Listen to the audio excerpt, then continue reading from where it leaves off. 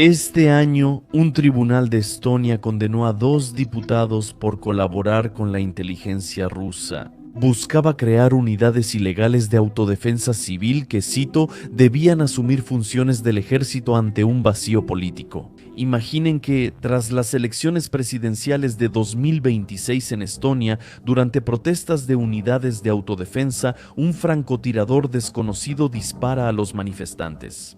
Y Moscú, acusando a Tallinn de disparar contra civiles, introduce un contingente militar limitado en la República Báltica para tomar el control de la situación.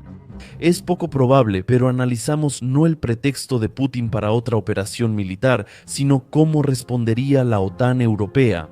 Y por eso, de todos modos, supongamos que ya empezó. Los países europeos ponen en movimiento a sus tropas y empiezan a trasladar fuerzas hacia el este.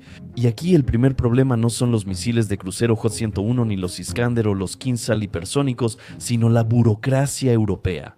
Para que una columna militar cruce las fronteras europeas en la ruta, se requieren decenas de permisos de agencias civiles, reguladores de transporte, aduanas, administraciones regionales y operadores de infraestructura, no solo una decisión de los cuarteles generales.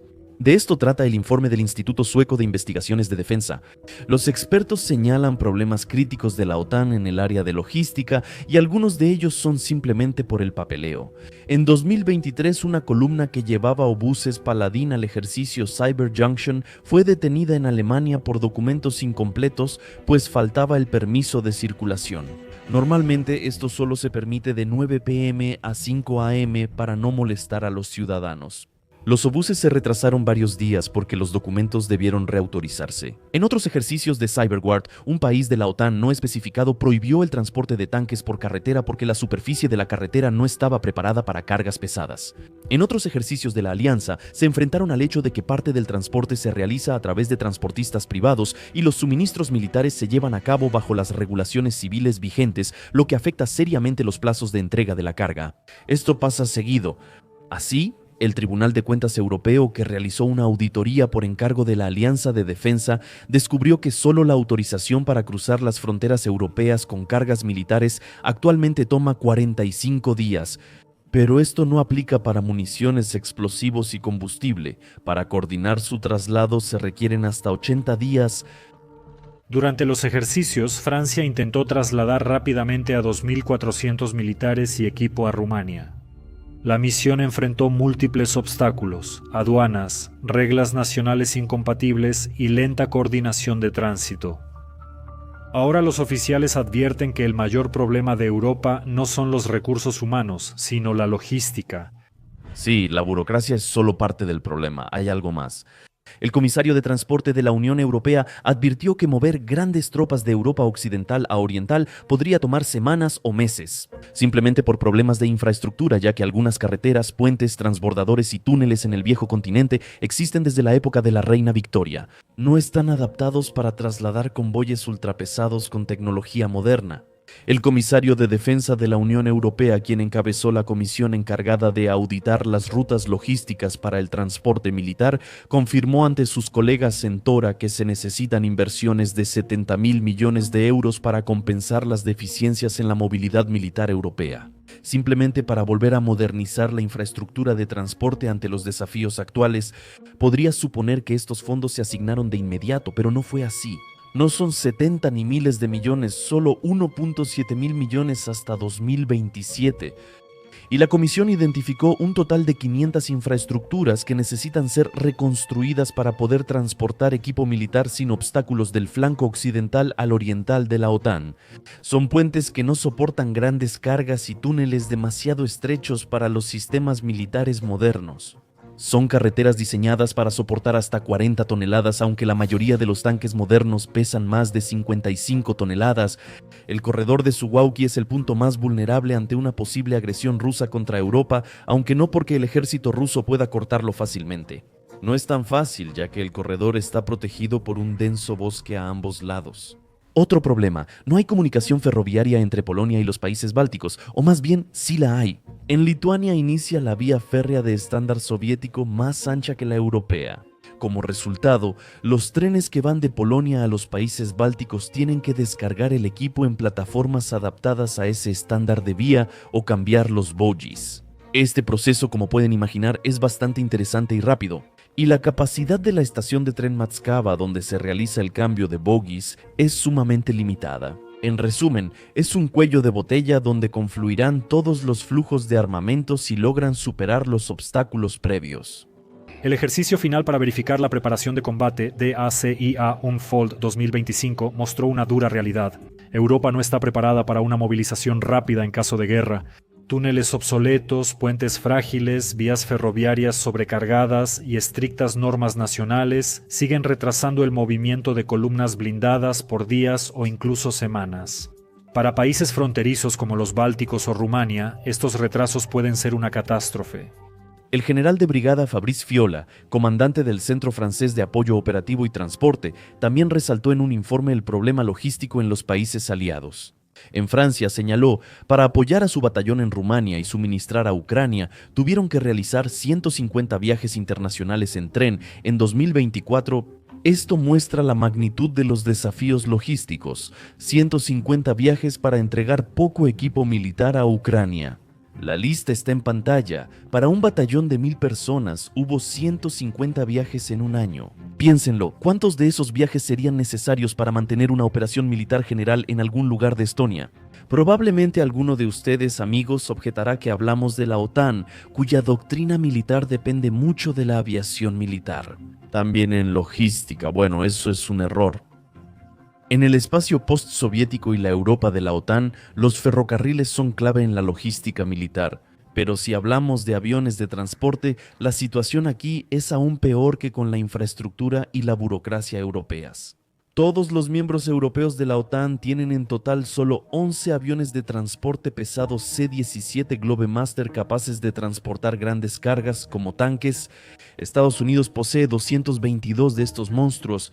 Ningún otro avión de transporte militar europeo en servicio, como el Airbus A400M, puede llevar más de 40 toneladas a bordo. Eso es, digamos, un solo vehículo blindado de combate Bradley. Los europeos pueden trasladar infantería rápido al teatro de operaciones, pero sin base material. Tengo grandes dudas de que den ese paso en caso de un ataque de Rusia, digamos, contra Estonia.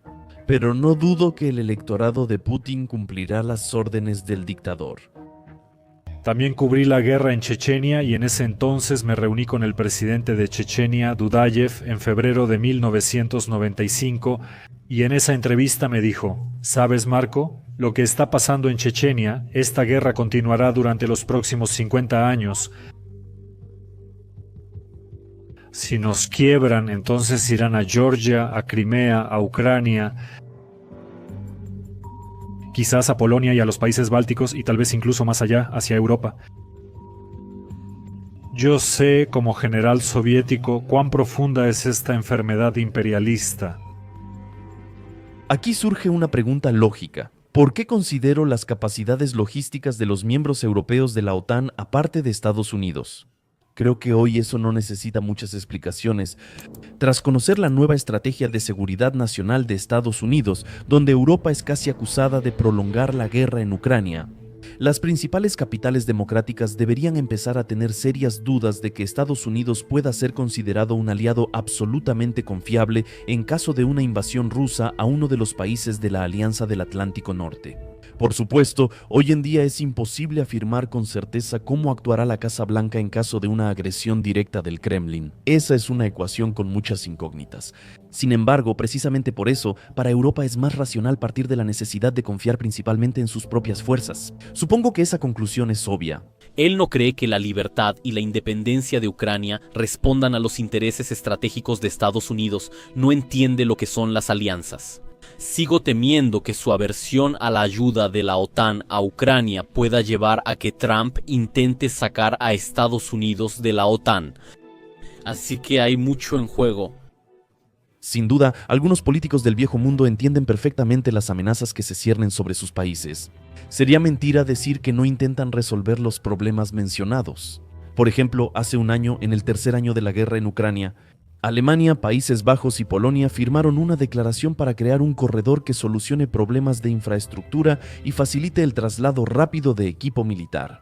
De nuevo, es solo una declaración de intenciones, no un documento vinculante. Es decir, las partes solo registraron su disposición a volver a este tema en algún momento, pero aún así, está bien. Además, Berlín descubrió una gran escasez de plataformas ferroviarias para transportar equipo. En 1990 había 1000 y ahora solo quedan unos cientos. Este año adoptó un plan para comprar los trenes que faltan. Y, por supuesto, ya se escuchan voces diciendo que tal vez sea hora de digitalizar el proceso de obtención de diferentes tipos de permisos al cruzar la frontera. Porque si en Ucrania ya desde hace tiempo funciona la aplicación DIIA que cumple las funciones del gobierno en el teléfono, en Europa todavía siguen pasando papeles de una carpeta a otra en las fronteras. Pero si piensan que lo digo en tono irónico para burlarme de los políticos europeos, están equivocados. El problema no es de ellos, sino del electorado europeo moderno, acostumbrado a una vida cómoda y que no quiere ver la amenaza que se avecina. Y los líderes de los estados democráticos tienen que maniobrar entre el deseo de los votantes de vivir como antes y la necesidad de prepararse para la guerra, y realmente sería mejor estar preparados para ella.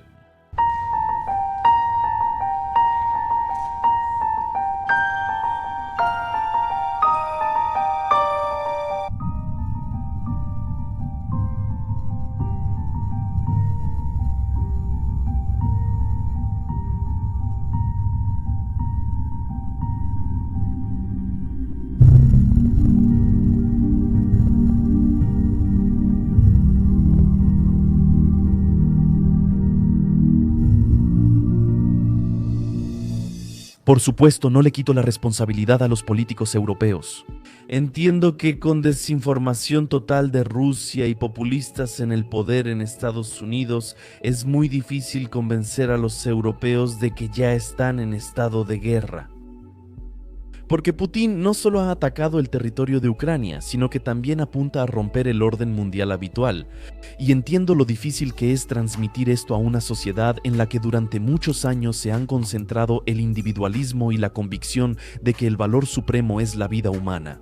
Explicar que debe estar lista no solo para renunciar a beneficios sociales porque sus impuestos irán al complejo militar industrial, sino también para tomar las armas y defender Europa.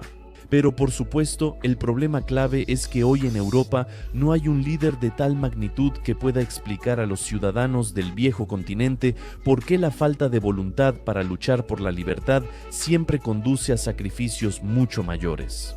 Sí, la segunda venida de Churchill nunca ocurrió.